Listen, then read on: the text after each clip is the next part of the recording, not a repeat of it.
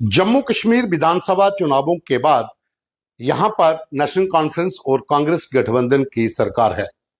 Bharatiya Janata party के 29 विधायक जीते थे, लेकिन देवेंद्र सिंह राणा जो नगरोटा विधानसभा से जीते थे, उनका 2 दिन पहले निधन हुआ है। उसके बाद अब 28 विधायक हैं। तो भारतीय जनता पार्टी 3 तारीख को अपना विधायक दल का नेता चुनने जा रही है और कल जितने भी इनके विधायक हैं वो सब कश्मीर पहुंचेंगे और कश्मीर में भाजपा विधायक दल की बैठक होगी और उसमें सीएलपी लीडर चुना जाएगा। पहले देवेंद्र सिंह राणा का नाम सबसे आगे था,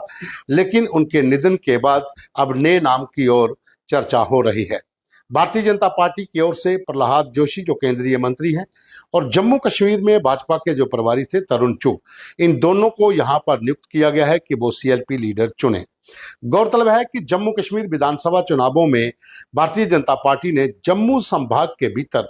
बड़ी जीत हासिल की थी और 29 विधायक इनके जीतकर असेंबली में पहुंचे थे। तो वहीं दूसरी ओर कश्मीर संभाग में नेशनल कॉन्फ्रेंस ने सबसे ज्यादा वोट लिए, सबसे ज्यादा सीटें हासिल की और उन्हें कांग्रेस का समर्थन मिला और साथ में कुछ निर्दलीय विधायक जो थे उनका समर्थन मिला और वहां पर उमर अब्दुल्ला सरकार के मंत्री बन गए। और जम्मू कश्मीर में इस समय नेशनल कॉन्फ्रेंस और कांग्रेस गठबंधन की सरकार है। लेकिन भारतीय जनता पार्टी अपने विधायक दल का नेता जो चुनना था वो आज कल में चुना जाना था पिछले 2 दिन में, लेकिन देवेंद्र सिंह राणा जिनकी तबीयत खराब थी, वो हॉस्पिटल में एडमिट थे, उसकी वजह से आगे किया गया था। लेकिन उनके निधन के बाद अब जब 4 नवंबर को विधानसभा का पहला सत्र कश्मीर में शुरू होने जा रहा है, तो उससे पहले सीएलपी लीडर चुनना बहुत जरूरी था और उसके चलते ही कल सभी विधायक जो बीजेपी के हैं वो कश्मीर पहुंचेंगे और भाजपा विधायक दल की बैठक वहां पर होगी और उसमें एक नाम चुना जाएगा जो जम्मू कश्मीर विधानसभा के भीतर नेता प्रतिपक्ष होगा, यानी कि हाउस के अंदर अपोजिशन का लीडर होगा। इस लीडर को जो भी चुना जाता है उसे कैबिनेट रैंक का दर्जा जो है वो मिलता है। और अभी जो सूत्रों का कहना है, जो पार्टी सूत्र हैं, कि पहले देवेंद्र सिंह राणा का नाम लगभग तय था, लेकिन अब 2-3 नाम और हैं जिनके ऊपर चर्चा चल रही है, जिसमें पाडर किश्तवाड़ से जीते हुए, पाडर नागसैनी से जो जीते हुए विधायक सुनील शर्मा,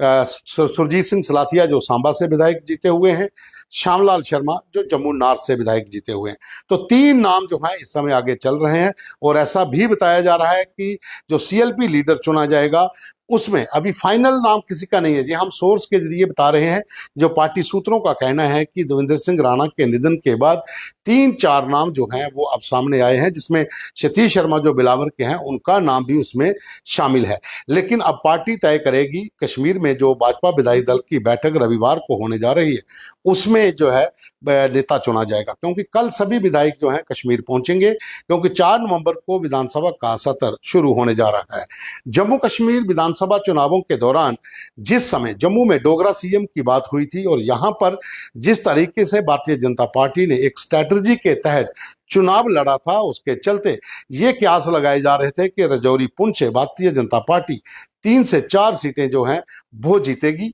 और उसके साथ जम्मू संभाग की जितने बाकी जहां पर 29 जीते हुए हैं, तो 34-35 का आंकड़ा अगर होता तो कुछ कश्मीर से निर्दलीय विधायकों के साथ या फिर जो मनोनीत विधायक होने थे उनके साथ सरकार बना सकते थे। लेकिन रजौरी पुंछ के भीतर सिर्फ एक ही सीट जीत पाए, वो भी सुंदरबनी और कालाकोट की। यहां तक कि नौशहरा से भारतीय जनता पार्टी के जो प्रधान थे अरविंद रैना, वो भी चुनाव हार गए थे। अब 28 विधायक हैं भारतीय जनता पार्टी के पास और यहां पर अब एक सीएलपी लीडर का चुनाव जो होना है उसकी पूरी तैयारियां भारतीय जनता पार्टी ने कर ली हैं और पार्टी के 2 जो बड़े नेता नियुक्त किए गए हैं चुनने के लिए, वो भी कश्मीर घाटी पहुंच रहे हैं और तमाम विधायक जो हैं ये कल जहां से कश्मीर घाटी पहुंचेंगे और वहां पर भाजपा विधायक दल की बैठक होगी और कल ही चुन लिया जाएगा एक नेता जो विपक्ष की भूमिका निभाएगा सदन के अंदर। और 4 तारीख से जो विधानसभा सत्र शुरू हो रहा है उसमें प्रमुख भूमिका होगी भारतीय जनता पार्टी की, क्योंकि विपक्ष की सबसे बड़ी पार्टी इस समय भारतीय जनता पार्टी ही है। अभी के लिए बस इतना ही।